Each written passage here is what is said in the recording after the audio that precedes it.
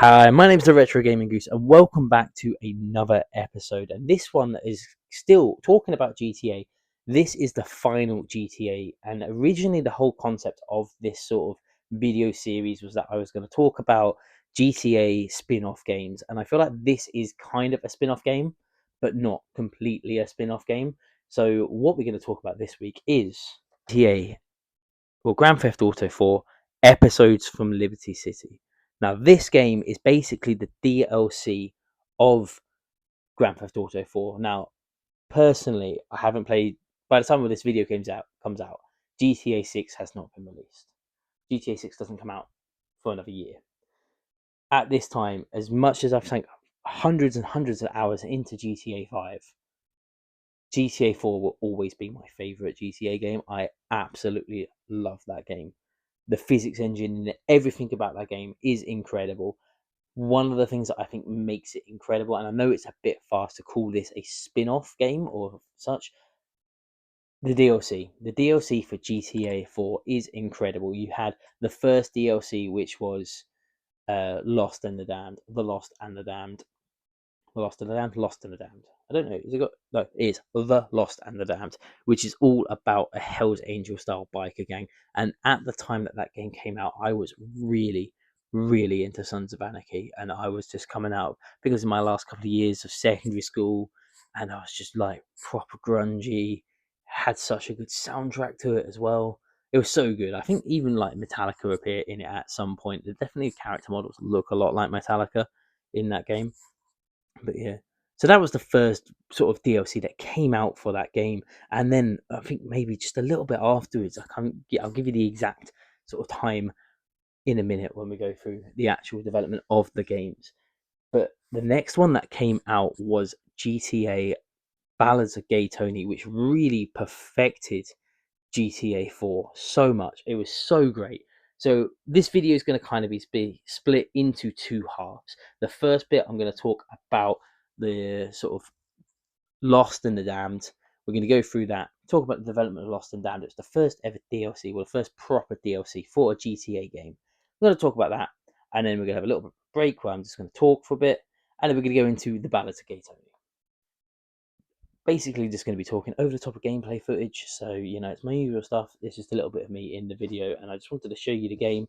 Whether or not the game is going to be showing you, that I'm going to be showing you, is capture footage from the PS3, or the Xbox 360 versions. I haven't decided yet, but yeah, let's get into this.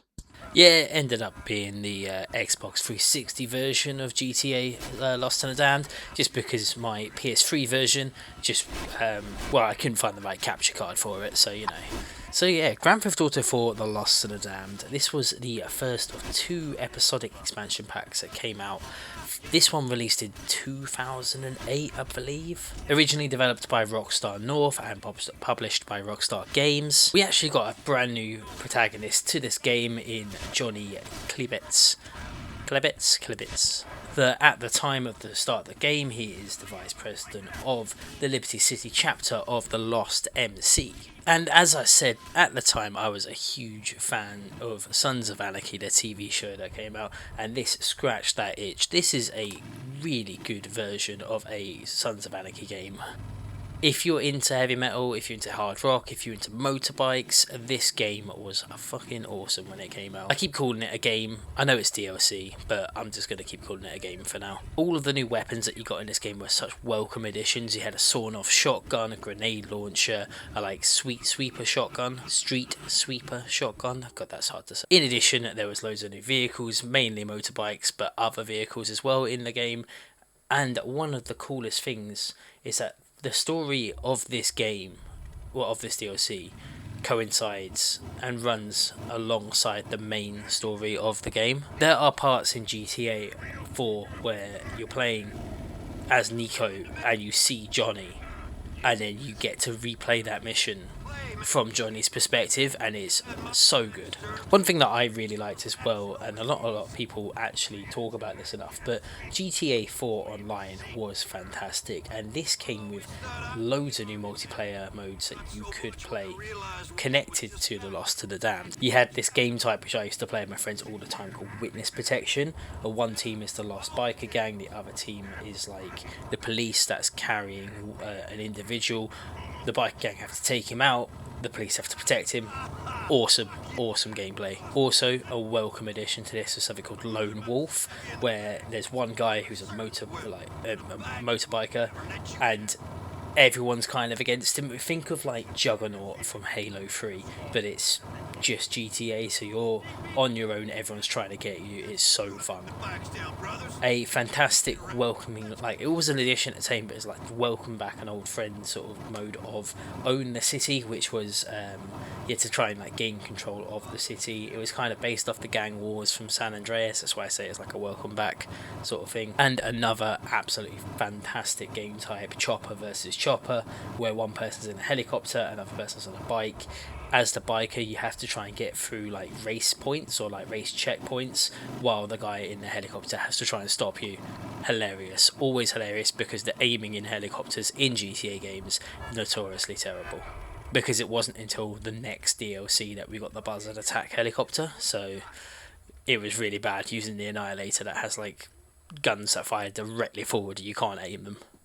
Now, one thing I do want to bring up as well is that in addition to all of these new things that came with the game, they also had a new soundtrack, and if you know anything about GTA games, the soundtrack is often fantastic. Now, one of the things that I always used to love on the LCHC, which is the Liberty City Hardcore radio station, where they basically play like punk, hardcore and extreme metal, there was a radio show hosted by the great Max Cavalier, who was the lead singer of Sepultura and Soulfly, Cavalier Conspiracy, the very same Brazilian death metalist who is fantastic as a radio host in this game. Now, when this DLC was released, it was universally acclaimed by so many people, absolutely loved it. Xbox 360, PS3, like the critics were amazing. We're talking about like 94% on PS3, 89.7% on Xbox 360. The Metacritic is still very high. I know people that like prefer this and the Ballads of Gay Tony to the actual base game of GTA 4. And personally for me, I absolutely love this game. I think it is one of the best DLC games ever built, ever made, ever brought out. I thought it's fantastic. I think it's just, at the time it came out, everything like in my life when I was like a grungy little teenager, this was so good. Now, it wouldn't be a GTA game without controversy, and the controversy in this game is that there was full frontal male nudity. What shock and horror they did. Which in the grand scheme of things doesn't really matter, and who really cares? Apparently American media outlets really cared, because that's all they talked about for ages. I feel like now every GTA game has to have some sort of controversy just to like meet the GTA standard. I don't know, if you can think of a GTA game that doesn't have any controversy, let me know, because I would absolutely love to know what game that is. Anyway, moving on to the next DLC. So yeah, that's pretty much everything about The Lost and the Damned that I absolutely loved, and why it was one of my favorite DLCs and games just coming up. And consider it like its own thing. But what came next was The Ballads of Gay Tony. That game was incredible. So Grand Theft Auto 4 The Ballads of Gay Tony was released on the 29th of October 2009, and was the second episodic expansion pack to GTA 4. I still consider this its own game as well, because it's just fantastic. The game added so much extra stuff to it. The bare knuckle boxing is one of the things I used to love the most in this game. Just the underground fights are so fun.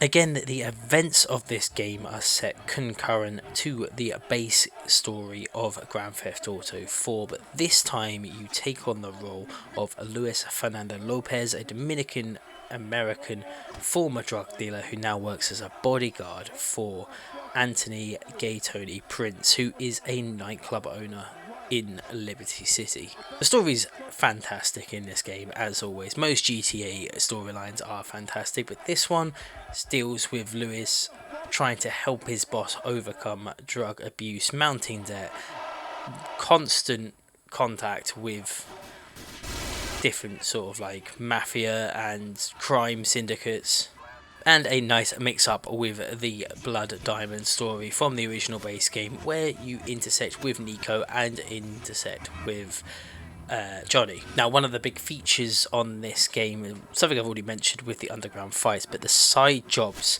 came into this game to earn more money. This included drug wars, triathlon races, managing nightclubs, entering the underground fight tournament, which you just saw, and base jumping, which I could not remember how to do. You'll see a lovely little bit of footage in a minute of me attempting a base jump off the Empire State Building.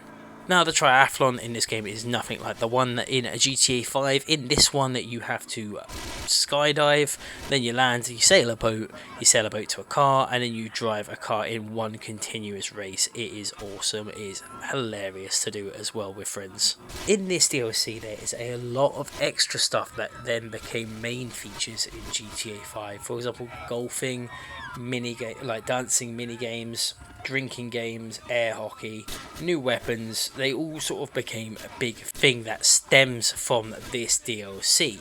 So a lot of GTA 5 is made up of the stuff that was successful in Ballads of Gay Tony.